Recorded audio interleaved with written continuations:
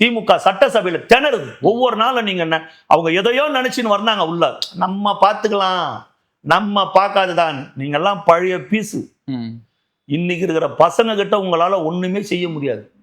விரல் நுனியில வச்சுருக்கிறாங்க உலக அரசியல. இன்னமும் அந்த பழைய மாவியே ஆட்டலான்னு சொல்லிட்டு நீங்க எல்லாம் திட்டம் போட்டு சட்டசபையில வந்த உடனே இன்னைக்கு எங்க ஆளுங்க எழுந்து கேட்கிற கேள்விகளும் சொல்ற பதிலையும் பார்த்து ஆடி போய் நிலகுலைஞ்சு போயிருக்குது திமுக. சட்டசபைக்கு போறதுக்கு பயப்படுறாங்க. ஐயோ, சட்டசபைக்கு போறதுக்கு பயமா இருக்குது. நிலகுலைஞ்சு போயிருக்கிறாங்க சார். அப்படியே ஏவுகணைகள் அடிக்கிற மாதிரி அடிக்கிறாங்க. தளபதி உட்கார்ந்து கொண்டு சிரித்து கொண்டிருக்கிறார். சிரிக்கிறார், விழுந்து விழுந்து சிரிக்கிறார். பதில் கணைகள்.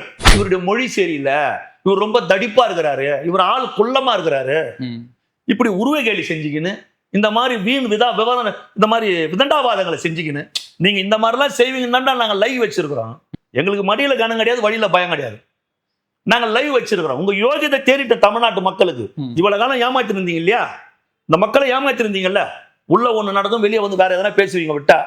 இப்ப லைவ் பார்க்கலாம், மக்கள் பாக்குறாங்க, பேசு அப்படின்னும் போது சப்ஜெக்ட் கிடையாது அவங்க கிட்ட. சப்ஜெக்ட் இல்லை, எல்லாம் ஒளிஞ்சுங்க நான் பின்னாடி நம்மள எங்க கூப்பிட போறாங்களோன்னு தளபதி சொன்னதை அத்தனை நிறைவேற்ற போறாரு. 2500 ரூபாய் பெண்களுக்கு வரும், முதியோர் பென்ஷன் அதிகரித்து வரும், எல்லாம் நடக்கும். 6 சிலிண்டர் வரும், கிடைக்கும், நிச்சயமா கிடைக்கும். புரியுதுங்களா? 5 ஆண்டுகள் முழுமையா எங்களை ஆளை விட்டுட்டு இந்த கேள்வி கேட்கணும். இன்னும் 5 மாசம் கூட ஆகல, 3 மாசம் தான் இருக்குது. அவ்வளவு சீக்கிரம் சொன்னிய குதிச்சா நீ மட்டும் தான் குதிக்கிற. இதை பார்த்து தமிழ்நாட்டு மக்கள் நகைக்கிறார். ரெட்ரோலுக்ஸ் நேயர்களுக்கு வணக்கம். இன்றைய சிறப்பு நேர்காணலில் நம்முடன் இணைந்திருக்கிறார் தாவேக்காவின் மாநில செய்தி தொடர்பாளர் திரு ஓட்டேரி ஜெயக்குமார் அவர்கள். வணக்கம் சார். வணக்கம். நல்லா இருக்கீங்களா சார்? நல்லா இருக்கு சார். சார், நேற்றுக்கு தமிழ் தாய் வாழ்த்துக்கு ஒரு தனி தீர்மானம் போட்டிருக்காங்க. இது 2021 திமுக டிசம்பர் மாசத்துல ஒரு அரசாணையை வெளியிட்டிருக்காங்க. இங்க இருக்கிற எல்லா அரசு நிகழ்ச்சியிலையும் தமிழ் தாய் வாழ்த்து நம்ம அன்னைக்கே போட்டோம், இவங்க இப்போதான் தீர்மானம் கொண்டு வராங்க அப்படின்ற அந்த ஒரு பேச்சுக்களும் போய்கிட்டு இருக்குது. இது நம்ம முதல் எப்படி பார்க்கலாம் சார்? இல்ல, தமிழ் தாய் வாழ்த்து அரசாணை அவங்க மாநில பாடலா திமுக மாநில பாடலா கொண்டு வந்தாங்க. மாநில பாடலா அவங்க கொண்டு வந்ததுக்கு அப்புறம் கூட அந்த சர்ச்சை இருந்துன்னு இருக்குது தமிழ்நாட்டில். ஆமா, பல நிகழ்ச்சிகளை தமிழ் தாய் வாழ்த்து பின்னால பாடப்படுது. தமிழ் தாய் வாழ்த்துக்கு உரிய மரியாதை இல்லை. அவங்க ஆட்சியிலேயே சட்டமன்றத்திலேயே தமிழ் தாய் வாழ்த்து பாடும்போது ஆளுநர் வெளிநடப்பெல்லாம் செஞ்சாரு. தமிழ் தாய் வாழ்த்து பாட முடியாத ஒரு சூழ்நிலை தான் திமுக ஆட்சியில் இருந்தது. ஆனா தளபதி வெற்றி தளபதி அவருடைய ஆட்சியில தமிழ்தாய் வாழ்த்து கவர்னர் உரையின் போது தமிழ்தாய் வாழ்த்து இசைக்கிற பொழுது ஆளுநர் உட்கார்ந்து கொண்டிருந்தார். அதுவே இந்த ஆட்சிக்கு கிடைத்த மிகப்பெரிய வெற்றி. தமிழ்தாய் வாழ்த்து பாடும்போது உட்கார்ந்து கொண்டிருந்தார் ஆளுநர். இதுவே மிகப்பெரிய வெற்றி. இன்னும் சொல்ல போனா இப்போ தனி தீர்மானத்தை தளபதி கொண்டு வந்திருக்கிறார். என்ன தனி தீர்மானம்னா, இனி தமிழ்நாட்டில் நடக்கிற கல்லூரிகளோ பள்ளிக்கூடங்களோ அரசு நிகழ்ச்சிகளோ தனியார் நிகழ்ச்சிகளோ இல்லை எந்த ஒரு பொது நிகழ்ச்சியோ எதுவாக இருந்தாலும் தமிழ்தாய் வாழ்த்தைத்தான் முதலில் பாட வேண்டும். தமிழ்தாய் வாழ்த்தை தான் முதல்ல பாடணும். இதை இதுக்கு முன்ன எந்த ஆட்சியும் இப்படி ஒரு தீர்மானத்தை நிறைவேற்றியது கிடையாது. இது தமிழன்னைக்கு தளபதியும் இந்த அரசும் செய்கிற மிகப்பெரிய மரியாதை. மிகப்பெரிய மரியாதை. யாம் அறிந்த மொழிகளிலே தமிழ் மொழி போல் இனிதாவது எங்கும் காணோம் என்றார் பாரதி. தமிழ்தான் எங்கள் உயிர், தமிழ்தான் எங்கள் மூச்சு, தமிழ்தான் எங்களின் பேச்சு, தமிழ்தான் எல்லாம், எங்கும் தமிழ் எதிலும் தமிழ் என்பதுதான். அன்னை தமிழ் காக்க எத்தனையோ பேர் தங்களின் இன்னுயிரை தியாகம் செய்த மண்ணு. ஆதிக்க மொழிகளை எதிர்த்து அன்னை தமிழ் காக்க எத்தனையோ தியாக சீலர்கள் தங்கள் பொன்னுடல் மேனியை தீ வைத்துக் கொண்டு மாண்டு மடிந்து போனோம். கல் தோன்றா மண் தோன்றாக்கு முன் தோன்றிய மூத்த குடி தமிழ் குடி. உலகின் ஆதி மொழியே தமிழ் மொழிதான். உலகின் மூத்த மொழியே தமிழ் மொழிதான். உலகின் தாய்மொழியே தமிழ் மொழிதான். இந்த தமிழ் என்ன இல்லை என் தமிழ் மொழியில அத்தனையும் இருக்கிறது தமிழ் மொழி. உலகத்துல இதுக்கு தமிழ் மொழிக்கு இணையான ஒரு மொழியே கிடையாது. அந்த தமிழ் தாயை வாழ்த்துகிற நீராறும் கடலொடுத்த அப்படிங்கிற அந்த தமிழ் தாய் வாழ்த்துகிற பாடலைத்தான் தமிழ்நாட்டில் தமிழ் மண்ணில் முதலில் இசைக்கப்பட வேண்டும். 8.5 கோடி பேர் நாங்க இங்க வாழறோம். இந்த மாநிலத்துல 8.5 கோடி பேர் வாழற ஒரு தமிழ்நாடு. இங்க எங்கள் மாநில மொழிக்கு, எங்கள் மாநில பாடலுக்கு, எங்கள் தமிழனுக்குத்தான் முதல் வணக்கம் என்பதை தீர்மானிக்கிற வகையில தான் யாரும் எந்த முதலமைச்சரும் செய்யல. இன்றைக்கு வெற்றி தளபதி சட்டமன்றத்தில் அதை தீர்மானமாகவே இன்றைக்கு நிறைவேற்றிருக்கிறார். இனி தமிழ் தாய் தான் வாழ்த்துத்தான் முதலில் பாடப்பட வேண்டும் அப்படின்றத தீர்மானமாகவே கொண்டு வந்திருக்கிறார். அடுத்த நேற்றுக்கு ரொம்ப வைரலா போயிட்டு இருந்தது அந்த மரிய வில்சன் அவர்களோட அந்த ஒரு கான்வர்சேஷன் ஒரு இதுதான். ஆப்போசிட்ல வந்து திமுகவோட எம்எல்ஏ அவர்கள் சொன்ன, நீங்க பேசுற விஷயங்கள் எங்களுக்கு புரியல, நிறைய வந்து அந்த வார்த்தைகள் நம்மளுக்கு புரியல, உங்க ஸ்லாங் வந்து புரியல, நீங்க ராஜ்மோகன் அவர்கள்கிட்ட போய் நீங்க வந்து கிளாஸ் எடுத்துட்டு வாங்க அப்படின்னு சொல்லியிருக்காரு. அதுக்கு அவரும் பதிலுக்கு வந்து நிறையலாம் பேசியிருக்காரு. நான் இப்படிதான் பேசுவேன், இது உங்களுக்கு புரியலன்னா நான் ஆளுக்கு மாற்ற முடியாது, என்னோட ஸ்லாங்கை நான் மாற்றிக்க முடியாதுன்னு சொல்லிட்டு ஒரு ஆக்ரோஷமா அவர் மைக்க தட்டிட்டு மரியவெல்சன் வந்து திமுக வந்து திருந்தாது தம்பி. அது திருந்தாத ஜென்மங்கள் இருந்தென்ன லாபம் அப்படின்னு புரட்சித் தலைவர் சொன்ன மாதிரி அது ஒரு திருந்தாத ஒரு இயக்கம் திமுக. மரியவெல்சன் அவர்கள் வந்து ஒரு பொருளாதாரம் படித்தவர், ஒரு உண்மையிலே மெத்தப்படுத்தவர், ஆங்கில புலமை வாய்ந்தவர், தமிழை நல்லா பேசுறாரு, படிக்கிறாரு, எல்லாம் நல்லா செய்யறாரு. நானும் தான் அந்த அவருடைய நிதி அறிக்கையை பார்த்தேன். தமிழ்ல தான் நிதி இலக்கிய படிச்சாரு, தமிழ்நாடே பார்த்துக்கிட்டு தான் இருந்தது. இதுல என்ன உங்களுக்கு பிரச்சனை? எனக்கு ஒன்றும் புரியலையே. நீங்க என்ன தமிழை வளர்த்தீங்க, தமிழை வளர்த்து கீழ்ச்சிங்க தமிழ்நாட்டில். 2004 முதல் முறையா நாடாளுமன்ற உறுப்பினராக தயாநிதி மாறன் போட்டிட்டாரு. அவர் என்ன தமிழ் அப்படியே நீட்டி முழங்கிட்டு தான் உட்காந்தார கீழே? ரொம்ப அப்படியே ஆஹா ஓகன் தமிழ் பேசினாரா? தமிழே வராத தயாநிதி மாறன் 2004 முதல் இன்னமும் தமிழ் சரியா வரல. தயாநிதி மாறனுக்கு இன்னும் தமிழ் சரியா வரல. அப்ப அதுதானே எங்க ராஜ்மோகன் எழுந்து கேட்டார்ல. இப்ப என்ன உதயநிதி, என்ன எதிர்கட்சி தலைவர் உதயநிதி அப்படியே சங்க தமிழ்ல பேசுறாரா? சாதாரண தானே பேசுறாரு. அதுல என்ன இலக்கியம்? எனக்கு ஒன்றும் புரியல. யாரை அவமானப்படுத்து, இதெல்லாம் என்ன வேலை? இதெல்லாம் ஒரு அவமானப்படுத்துகிற நோக்கில் தானே இதெல்லாம் பண்றீங்க. இது எப்பதான் திமுக இதெல்லாம் திருந்தோம்? தமிழ்நாட்டுடைய பிரச்சனை என்ன? தமிழ்நாட்டில் நடைபெற்று கொண்டிருக்கிற பிரச்சனை என்ன? குடிநீர் பிரச்சனை இருக்கிறதா? மின்சார பிரச்சனை இருக்கிறதா? சட்டம் ஒழுங்கு பிரச்சனை இருக்கிறதா? பெண்களுக்கு பாதுகாப்பு இல்லாத ஒரு சூழ்நிலை இருக்கிறதா? பெண் குழந்தைகளுக்கு பாதிப்பு ஏற்படுகிற ஒரு சூழ்நிலை இருக்கிறதா? ரோடுகள் சரியில்லையா? போக்குவரத்து வசதி வேண்டுமா? வேலை வாய்ப்பு வேண்டுமா? இன்னும் எத்தனை தொழிற்சாலைகள் இங்கே திறக்கப்பட வேண்டும்? நம்ம என்ன செய்ய போறோம்? காவிரியிலிருந்து தண்ணி வரலையா? அதுக்கு அடுத்த கட்டம் நம்ம என்ன யோசிக்க போறோம்? இதை பேசுறதானுங்க மக்கள்லாம் நம்ம ஓட்டு போட்டு தேர்ந்தெடுத்து சட்டசபைக்கு அனுப்பி வச்சா. ஒருத்தரை மொழி கேலி பண்றது, அவருடைய முடி இப்படி இருக்குது, அவருடைய கண்ணு சைடா இருக்குது, அவர் இப்படி கோணையா இருக்கிறாரு, இந்த உருவ கேலி பண்றது, இதெல்லாம் திமுக திருந்தாதா? நான் எப்பவும் சொல்லுவேன், திருப்பதியில் இருக்கிற காக்கா மட்டும் என்ன கோவிந்தா கோவிந்தான்னா கத்தும், அதுவும் காக்கான் தான் கத்தும். கருணாநிதியால் வளர்த்தப்பட்டவள், கருணாநிதியின் வழி வந்தவர்களுடைய வாயிலிருந்து வேற நம்ம என்ன திருவாசகத்தையும் திருக்குறளையா எதிர்பார்க்க முடியும் அப்படின்னு நான் பலமுறை கேட்டிருப்பேன். புரியுதுங்களா? இதற்கு முன்னாள் கலைஞர் கருணாநிதி அவர்கள் கூட இதை போன்ற உருவகேலிகளை பண்ணுவார். உருவகேலி பெருந்தலைவர் காமராஜர், கர்ம வீரர் காமராஜரையே எருமை மாட்டு தோழன் உருவகேலி பண்ணார். எருமை மாட்டு தோழன், கருவாட்டுக்காரியின் மகன், அவங்க அம்மாவை அவமானப்படுத்துற மாதிரி சிவகாமி அம்மையாரை அவமானப்படுத்துகிற விதமாக கருவாட்டுக்காரியின் மகன் என்று சொன்னார். இந்தியாவினுடைய கடைசி கவர்னர் ஜெனரலாக இருந்த, முதல் கவர்னர் ஜெனரலாக இருந்த மவுண்ட் பேட்டன் பிரபுக்கு அடுத்தது இருந்த மூதறிஞர் ராஜாஜி, வெள்ளக்காரனை அவருடைய மூளையை ஆராய்ச்சி பண்ணணும்னு கேட்டான்னு சொல்லி ஒரு காலத்துல சொல்லுவாங்க. அப்பேற்பட்ட மூதறிஞர் ராஜாஜி, அந்த மூதறிஞர் ராஜாஜியை குள்ளுகப்பட்டார்னு சொன்னார். மூதறிஞர் ராஜாஜியை குள்ளுகப்பட்டார்னு சொன்னார். கம்யூனிஸ்டின் முதுபெரும் தலைவர், மூத்த தலைவர் ஜீவா, காலுக்கு செருப்பும் இல்லை, கால் வயிற்று கூழும் இல்லை, பாழுக்கு உழைத்தோமடா நாம் பசையற்று போனோமடா. அந்த பாடல் பெரிய பாடல், மிக புகழ்வாழ்ந்த பாடல். அந்த பாடலுக்கு சொந்தக்காரர், அவருடைய பேர்ல ஜீவா ஸ்டேஷன் இருக்குது, பெரம்பூர் பக்கத்துல ஜீவா ரயில்வே ஸ்டேஷன் இருக்குது. அந்த ஜீவாவை செவிடன் என்று சொன்னார். இப்படி அவர் விமர்சிக்காதவர்களே கிடையாது. எம்ஜிஆரை மலையாளி என்றார், அம்மா புரட்சி தலைவர் அம்மாவை கன்னட பாப்பாத்தி என்றார்.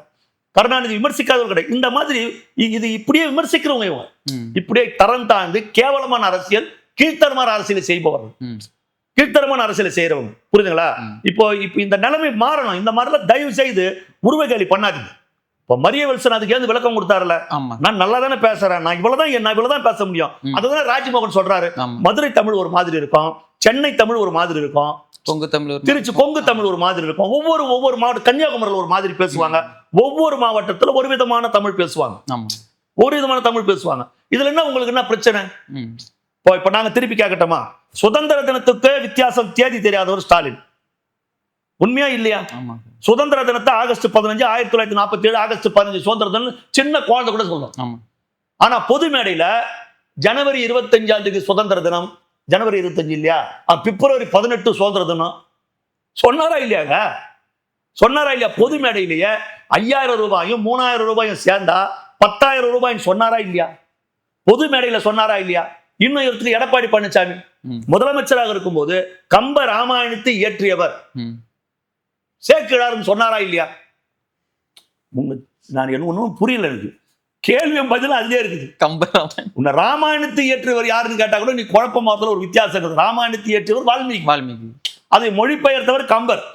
உங்களுக்கு இந்த மாதிரிலாம் நீங்க இருப்பீங்க தெரிஞ்சுதான் கேள்வியிலே பதில் வைக்கிறாங்களா. கம்ப ராமாயணத்தை இயற்றியவர் யாருன்னா கம்பர்னு சொல்றது உங்களுக்கு என்ன பிரச்சனை?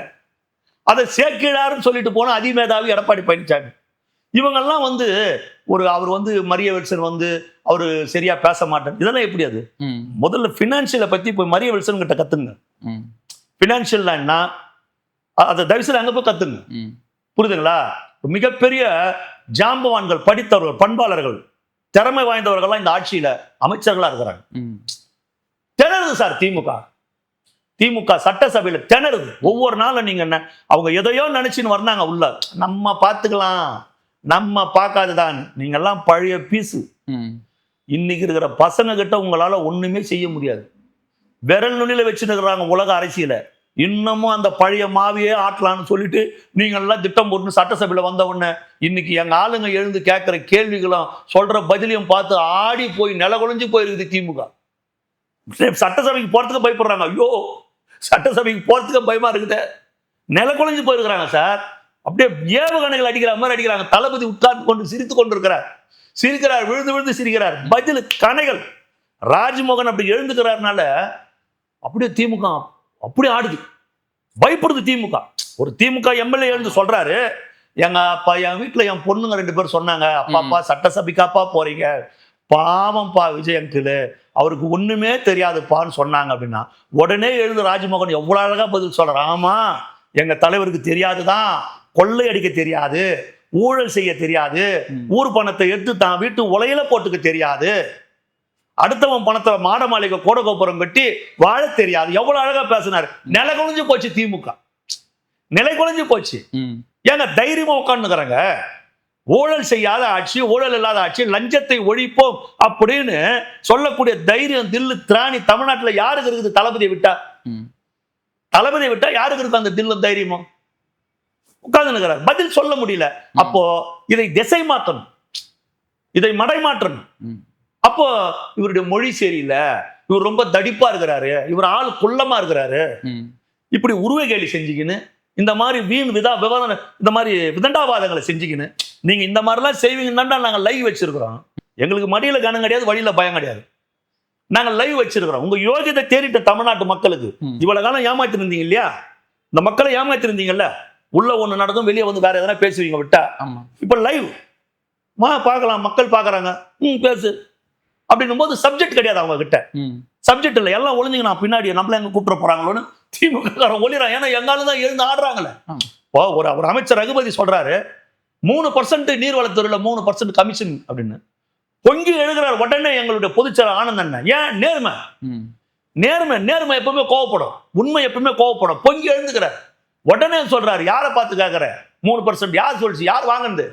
சும்மா அங்க கடையாண்ட பேசுனா டீ கடையாண்ட பேசுனா சொல்லாது, ஆதாரத்தை நிரூபி, ஆதாரத்தை இப்பவே காட்டு. தப்பு பண்றவன் அமைச்சர் உட்கார்ந்து கொண்டிருக்க முடியாது, தூக்கி விசிலடிச்சுவார் எங்க முதலமைச்சர். ஆதாரத்தை காட்டு. ஒருத்தர் 3% ஒருத்தர் கொடுத்துருப்பான்ல, ஆதாரத்தை காட்டுன்னு நில குறைஞ்சு போச்சு திமுக. நம்ம போற போக்குல சும்மாதான் எதனா சொல்லிட்டு போலாம், இவங்க ஊழல் பண்றாங்க, ஆதாரத்தை காட்டு, நிரூபி. புரியுதா? அதுதான் சார் அவங்களும் சொல்றாங்க. நாங்க ஊழல் பண்ணிருக்கோம்னா ஆதாரம் இருந்ததுன்னா வழக்கு போடுங்க, நாங்க பாக்குறோம். பார்க்கும் போதே தெரிஞ்சாங்க உங்களுக்கு என்ன ஆதாரம். கை பொண்ணுக்கிறதுக்குங்க கண்ணாடி, கை பொண்ணுக்கிறது கண்ணாடி. எங்க கண்ணு முன்னாடி நாங்க பார்க்கும்போது வீட்டு வாடகை கட்ட முடியாத, சைக்கிளுக்கு வாடகை கொடுக்க முடியாத, எங்க கண்ணு முன்னாடியே வாழ்ந்தவங்க, ஒண்ணுமே இல்லாத சாதாரணமா, ஏன் இன்னும் கேட்டா ட்ரெயின்ல டிக்கெட் எடுக்காம திருட்டு ட்ரெயின் ஏறி வந்த ஒரு குடும்பம் இன்னைக்கு ஆசியாவிலே மிகப்பெரிய பணக்காரனா இருக்குதுன்னா இதுக்கு என்னடா விசாரணை? நாளை காலையில் தீர்ப்பு நாட்டாவில சொல்றாங்கல்ல, அந்த மாதிரி தானேங்க. கை பொண்ணுக்கு கண்ணாடி இதுக்கு என்ன ஆதாரம் வேணும்? மக்கள் தான் ஆதாரம், எங்கள் பார்வை தான் ஆதாரம். பார்த்தாலே தெரியுது நீங்க எப்படி இருந்தீங்க, இன்னைக்கு நீங்க எப்படி இருக்கிறீங்க, உழைப்பு சார். என்னங்க உழைப்பு சொல்லு? எவனும் உழைச்சி நான் பார்க்கல, இவங்கள மாதிரி உழைச்சி முன்னுக்கு வந்தவங்க நாங்க பார்க்கலையே. அது எப்படி சாதாரணமா இருக்கிறீங்க? திமுக போய் ஒரு கவுன்சிலர், ஒரு எம்எல்ஏ, ஒரு எம்பி, ஒரு மந்திரி ஆன உடனே 10, 20, 50 வீட்டுக்கு சொந்தக்காரன் ஆயிடுறீங்க. பார்த்தாலே தெரியுது நீங்க எல்லாம் என்ன செஞ்சிருக்கிறீங்கன்னு பார்த்தாலே தெரியுதா சார்? புரியுதுங்களா? இதுக்கு வேண்டாம், இதுக்கு ஆதாரம் எதுக்கு தேடிட்டு போறது? கலைஞர் எவ்வளவு அழகா சொன்னார், கலைஞர் கருணாநிதி. சர்க்கரை பேர ஊழல்ல எங்கப்பா சர்க்கரை மூட்டை, இத்தனாயிரம் சர்க்கரை மூட்டையை காணுமென்னா சர்க்கரையை பூரா எறும்பு தின்னுச்சுன்னாரு. அந்த எறும்பு மேல வேணா வழக்கு போட்டு கொண்டாரு. எறும்பு தின்னுச்சு. சரி எறும்பு தின்னுச்சுப்பா, கோணி பையதா சாக்கு பை, அதை கணக்கு காட்டுங்க. அதை பூரா கரையான் அடிச்சிச்சு, முடிஞ்சு போச்சு. அதைத்தான் சர்க்காரியா சொன்னாரு, ஒரு விஞ்ஞான முறையில் ஊழல் செய்கிறார், கூவத்தை மணக்க வைக்கிறேன்னாரு. பல கோடி திட்டம் ஒதுக்குனாங்க. எங்க போச்சு அந்த கூவம் நதி? கூவம் மதக்கிலேயே கேள்வி கேட்பாங்க. இவரே 4 முதலையை செட் பண்ணி ஆளை வச்சு முதல்ல எடுத்து கூவத்துல விட்டுட்டாரு. கூவத்துல முதல்ல வந்துடுச்சு, யாரும் இறங்கி தூர் வர முடியல, வேலைக்காரங்களாம் பயப்படுறாங்க இறங்கறதுக்குன்னு. அப்ப பணம் பூரா எங்கடா? நான் ஏற்கனவே வாரி உள்ளவே இருக்குது கூவத்துக்குள்ளன்ட்டார். முடிஞ்சு போச்சா? மூலங்க எப்படி முடிஞ்சு பாருங்க. யோசிக்க முடிய வீராண திட்டத்தை கொண்டு வந்தாரு. இதெல்லாம் கேட்டுட்டு மக்களும் சும்மா இருந்தாங்க பாத்தீங்களா? ஆமா, அதுதாங்க. அதுதான் மானே தேனே பொன்மானே உன் பாத மலர்களை அப்படி பேசி பேசி பேசி அந்த ஜனங்களை ஏமாற்றி, புரியுதுங்களா? அண்ணாவோட சரிங்க, பேரறிஞர் அண்ணா ஒரு நேர்மையான ஒரு நியாயமான தலைவர். பேரறிஞர் அண்ணா புரியுதுங்களா? என்ன பொறுத்தவரை புரட்சி தலைவர் எம்ஜிஆர் ஒரு நியாயமான ஒரு நேர்மையான தலைவராக தான் வாழ்ந்தார். அவர் திரையுலகத்திலே பல கோடி சம்பாதிச்சார். அவருக்கு ஒன்றும் புள்ள குட்டி எதுவும் கிடையாது. அவர் திரையுலகத்திலே பல கோடி சம்பாதிச்சாரு. அவர் யாரையும் கிட்ட சேர்த்துக்கல. அவர் இன்னும் கேட்டால் ஒரு அறிக்கையை கொடுத்தாரு, என் மனைவி பேரோட என் உறவினர்களும் யார் வந்து எதை செஞ்சு சொல்லு கேட்டாலும் யாரும் எதுவும் செஞ்சு கொடுக்க கூடாதுன்னு சொன்னார் புரட்சி தலைவர் எம்ஜிஆர். ஒரு நேர்மையா வாழ்ந்தாங்க. இந்த மாதிரி இடையில இவங்க இந்த மாதிரி வந்துட்டு பிரச்சனை பண்ணவங்க இருக்கதான் செய்யறாங்க. அதே மாதிரி ஒருத்தர் மிகப்பெரிய ஒரு நபர் குற்றம் சாட்டி இருக்காரு சார். இன்னைக்கு வாக்குறுதிகளை அள்ளி வீசி எப்படியோ நீங்க வந்து யார் ஒரு மிகப்பெரிய நபர் என்ன சார்? அவரும் முதலமைச்சரா ஒரு 2 தடவை உட்கார்ந்துட்டு வந்தவர் தான் சார். அவர் மிகப்பெரிய நபர் இல்லைங்க. ஓபிஎஸ் சொல்றீங்களா? அவர் மிக சிறிய நபர். சொல்லுங்க, நம்மளோட சிறிய நபர் அவரு சார். அவர் கேட்கிற கேள்வி எல்லாம் கரெக்ட் தானே சார்? என்ன கேட்கிறாரு? நீங்க வந்து வாக்குறுதிகளை அள்ளி வீசி நீங்க வந்து ஆட்சிக்கு வந்து உட்காந்துட்டீங்க. இன்னைக்கு மகளிர் எல்லாமே ஒரு ஏமாற்றத்துல இருக்காங்க. 2500 ரூபா நீங்க வந்து பணம் போடுறீங்க, அது போடவே இல்லை. உங்க மேல அவ்வளோ எதிர்பார்ப்பு வச்சிருந்தாங்க, ஒன்னுத்தையுமே நீங்க வந்து நிறைவேற்றவே இல்லை, பூஜ்ஜியத்துல இருக்கீங்க. இப்போ நீங்க இல்ல நான் கேட்கறேன், மகளிர் வந்து எதிர்பார்த்து நிற்கிறாங்க, ஏமாற்றம் அவர் சொல்றாரு. ரைட், எனக்கு தெரியல எந்த மகளிர் அதுன்னு. திமுக கூட வந்து தேர்தல் அறிக்கையில் மகளிருக்கு நாங்கள் ஆட்சிக்கு வந்தால் மகளிருக்கு 1000 ரூபாய் மாதம் கொடுக்குறோன்னாங்க. அப்புறம் 27 28 மாதங்கள் கழிச்சு தான் கொடுத்தாங்க. இப்ப தளபதி ஆட்சிக்கு வந்து நேத்தோட 90 நாள் தான் இருக்குது, 3 மாசம் தான் இருக்குது. அவங்க 28 மாசம் கழிச்சு தான் முதல் 1000 ரூபாய் கொடுத்தாங்க. இப்ப நாங்க இன்னும் ஒரு 12 மாசம், ஒரு வருஷம் கூட 6 மாசம் கூட ஆகல, 3 மாசம் தான் இருக்குது. சரிங்களா? ஒரு பக்கம். இன்னொன்னு நான் நம்மகிட்ட நமக்குள்ள பேசிக்குவோம். தளபதி வாக்குறுதி கொடுத்தாரு, வாக்குறுதி நிறைவேற்ற போறாரு, நமக்குள்ள பேசிக்குவோம். தமிழ்நாட்டுல மகத்தான வெற்றியை தமிழ்நாட்டு அரசியலில போன தேர்தலில தமிழக வெற்றி கழகம் அடைந்தது. தமிழ்நாடு முழுவதும் ஒரு சுனாமி அலை போல் மக்கள் இந்த கட்சிக்கு வாக்களித்தார்களே. இவர் கொடுத்த வாக்குறுதிகளை கேட்டா வாக்களித்தார்கள். உங்களை கேட்கறேன், நீங்களும் தான் மீடியாவில் இருக்கிறீங்க, புரியுது? எனக்கு தெரியலங்க. எனக்கு தேர்தல் முடிஞ்ச ஆட்சிகள்லாம் வந்ததுக்கு அப்புறம் தான் இதெல்லாம் என் காதுக்கு வருது. உண்மையிலே எனக்கு தெரியல. தளபதி முகம் மட்டும்தாங்க. இவர் இவ்வளவு பணம் கொடுப்பாரு அதெல்லாம் உண்மையிலே கிடையாதுங்க. அதெல்லாம் மக்கள் யாரும் நினைக்கலங்க. இவர் ஆட்சிக்கு வரணும், இவர் ஜெயிக்கணும், அவ்வளவுதான். விசிலுக்கு ஓட்டு போடணும், விசில் புரட்சி நடக்கணும், இவ்வளவுதான் ஜனங்களோட ஒரே எண்ணம். இவர் என்ன சொன்னார்? ஏங்க வேட்பாளர் யாருன்னு தெரியாதுங்க. இந்த தொகுதியில் இவர் தான் வேட்பாளர் நிற்கிறாரு, இவருடைய பின்புலம் எதுவும் தெரியாது. பல இடங்களில் எங்க பொதுச் செயலாளர் ஆனந்த் அவர்கள் மிக தெளிவா பேசியிருப்பார். நான் 3-4 நாள் தான் பிரச்சாரத்துக்கு போனேன் டி நகர்ல.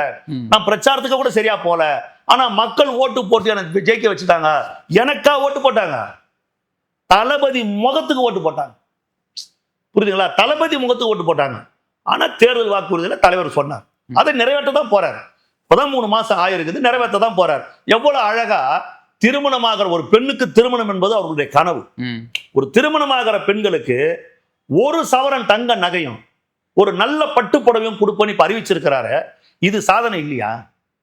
பள்ளி மாணவ மாணவிகள் ஸ்கூலுக்கு போயிட்டு வரதுக்கு தரமான சைக்கிள், லேட்டஸ்ட் மாடல் சைக்கிள், ஹெல்மெட்டோட, ஒரு வாட்டர் கேன் வைக்கிற வசதியோட ஒரு சைக்கிளை தருவன்னு சொல்லிக்கிறாரு. இது வந்து உங்களுக்கு பெரிய வசதியா, பெரிய சாதனையா தெரியலையா? 125 நாள் வேலை, கிராமப்புற வேலை, மகாத்மா காந்தி ஊரக வளர்ச்சி திட்டம். இப்ப அது வந்து ராம்ஜி ஏதோ வாயில விட்டுருங்க, ராம்ஜி திட்டம் பேர் மாத்திட்டாங்க. அந்த ஊரக வளர்ச்சி பேர் மாத்திட்டாங்க, இருக்கட்டும். 100 நாள் வேலை இருந்தது, அதுக்கப்புறம் அதை 125 நாள் ஆக்கினாங்க. 100 நாள் வேலை இருக்கும்போது 100% மத்திய சர்க்கார் அந்த பணம் கொடுத்தது. 100 நாள் வேலை இருக்கும்போது இப்போ 125 நாள் ஆகிறப்போ 60-40, நான் 60 ரூபாய் தான் கொடுப்பேன் மத்திய சர்க்கார், நீ 40 ரூபாய் மாநில சர்க்கார் கொடுக்கணும். 125 நாள். இப்ப தளபதி வந்த உடனே அப்ப அந்த 40% சுமையை இவர் மேல விழுது, இவர் ஏத்துக்கிறார். 125 நாள். அந்த 125 நாட்களை 150 நாட்களாக தளபதி மாற்றிருக்கிறார். இந்தியாவில எந்த மாநிலத்திலும் கிடையாது. உத்தரப்பிரதேசத்துல, மத்திய பிரதேசத்துல, ராஜஸ்தான்ல, பீகாரில, ஒரிசாவில, எந்த ஆந்திராவில, தெலுங்கானாவில, கேரளாவில, கர்நாடகாவில எங்கும் கிடையாது. வெற்றி தளபதி ஆளுகிற தமிழ்நாட்டின் இந்த மண்ணிலே தான் 150 நாட்கள் கிராமப்புற விவசாயிகளுக்கு, கிராமப்புறத்து மக்களுக்கு இன்றைக்கு பணி வழங்கப்பட்டிருக்கிறது. அந்த 25 நாள் எக்ஸ்ட்ரா 25 நாள் பணத்தை 100% இந்த ஆட்சிக்கு, இந்த கவர்மெண்ட் கொடுக்க போகுது, தமிழ்நாடு கவர்மெண்ட் கொடுக்க போகுது, தளபதி கொடுக்கிறார். இது பெரிய ஒரு மகத்தான சாதனையா உங்க கண்களுக்கு தெரியலையா? 6ஆம் வகுப்பு 5ஆம் வகுப்பு வரை இருந்த காலை உணவு திட்டத்தை 8ஆம் வகுப்பு வரை விரிவுரைப்படுத்திருக்கிறார். அதற்கு பெருந்தலைவர் கர்மவீரர் காமராஜின் பெயரை அந்த திட்டத்துக்கு சூட்டி இருக்கிறார். 9ஆவதுல இருந்து 12ஆம் வகுப்பு வரை உண்டு உறைவிட பள்ளிகள். உனக்கு அங்கேயே உனக்கு சீருடை கொடுத்துருவாங்க, உங்களுக்கு டிஃபன் சாப்பாடு எல்லாமே கொடுத்துருவாங்க, தங்கறதுக்கு இடம் கொடுப்பாங்க, புக்ஸ் பேக் உங்களுக்கு தேவையான அத்தனையும் கொடுத்துட்றாங்க. அந்த உண்டு உறைவிட பள்ளிகளை இன்னைக்கு இவர் ஏற்படுத்தி இருக்கிறாரு. இது மகத்தான புரட்சியா, மகத்தான சாதனையா உங்க கண்களுக்கு தெரியலையா? இதுவரையில ஒதுக்காத அளவுக்கு நீர்வளத்துறைக்கு கிட்டத்தட்ட 9500 கோடி ரூபாய் அளவுக்கு ஒதுக்கி இருக்கிறாங்களே, இதுவரையில எந்த அரசாங்கம் ஒதுக்கல தமிழ்நாட்டில்.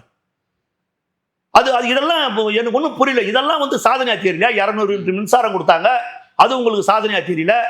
சிங்கப்பெண் அதிரடிப்படையை உருவாக்கி இருக்கிறாங்க, அது உங்களுக்கு சாதனையா தெரியல. டாஸ்மாக் கடைகள் 717 கடைகளை சாய்த்திருக்கிறாங்க, அது உங்க கண்ணுக்கு தெரியல. போதை பொருளை ஒழிக்கிறதுக்கு இன்னைக்கு இவ்வளவு திட்டங்களை நிறைவேற்றின்னு வந்துருக்கிறார். இது எதுவுமே உங்க கண்ணுக்கு தெரியலையா? சொல்லுங்க. இது எல்லாத்தோட தாய்மாமன் தங்க மோதிர திட்டம் 1 கிராம் இந்த தளபதி கொடுக்கிறாருல, 1 கிராம். இதெல்லாம் சாதனையா இல்லையா? ஏங்க 90 நாள்ல இத்தனை சாதனைகளை படிச்சிருக்கிறாருங்க. இது அத்தனையை விட மேலா லஞ்சத்தை ஒழித்திருக்கிறார். ஊழல் ஒழிக்கப்பட்டிருக்கிறது. தமிழ்நாட்டு மக்களின் மிகப்பெரிய கனவு ஊழல் ஒழியணும். அரசு அதிகாரிகள் பணத்தை கை நீட்டி வாங்குவதற்கு அஞ்சு நடுங்கி கொண்டிருக்கிற ஒரு நிலை இன்றைக்கு தமிழ்நாட்டில் ஏற்படுத்தப்பட்டிருக்கிறது. யாராவது லஞ்சம் கேட்டா உங்க புள்ள ஆட்சின்னு சொல்லுங்க. எங்க விஜய் ஆட்சி, எங்க விஜய் ஆட்சி, 1 ரூபாய் 1 பைசா கொடுக்க மாட்டோம்னு அதுக்கு ஒரு நம்பர்களை கொடுத்திருக்கிறார். இந்த நம்பருக்கு போன் செஞ்சு கம்ப்ளைண்ட் பண்ணுங்கன்னு அரசு அதிகாரி பூரா பயந்து ஆடி போயிருக்கிறான். இத்தனை நாட்கள்ல தாசில்தார் ஆபீஸ்ல வேலை நடக்கணும், இத்தனை நாட்களுக்குள்ள கலெக்டர் ஆபீஸ்ல வேலை நடக்கணும், இத்தனை நாட்களுக்குள்ள பத்திரப்பதிவு அலுவலகத்தில் வேலை நடக்கணும், எல்லாம் சரியா இருக்கணும், சீரா இருக்கணும்னு சொல்லி இருக்கிறாருங்க. தனியார் பள்ளிகள் 1000 பள்ளிகளுக்கு அனுமதி கொடுத்திருக்கிறாங்க, 1 நையா பைசா கூட வாங்கலங்க. ஊரக வளர்ச்சி துறையில 48 பேரை டிரான்ஸ்பர் பண்ண 1 ரூபாய் வாங்கலன்னு சொல்லி டீக்கெட் பெஞ்சில போட்டிருக்காங்க. நான் சொல்லல, தினகரன் டீக்கெட் பெஞ்சில போட்டிருக்கிறான். புஷி ஆனந்த் 1 ரூபாய் கூட வாங்கல. 48 டிரான்ஸ்பர் நடந்திருக்குது. இதுவே திமுக கவர்மெண்ட் தான் பல கோடி ரூபாய் கைமாறி இருக்குன்னு போட்டிருக்கிறான். அததான் ஓபிஎஸ் சொல்றாரு. இந்த ஆட்சியை பார்த்தால் வேதனையாக இருக்கு. யாருக்கு வேதனை? இவங்களுக்கு வேதனை.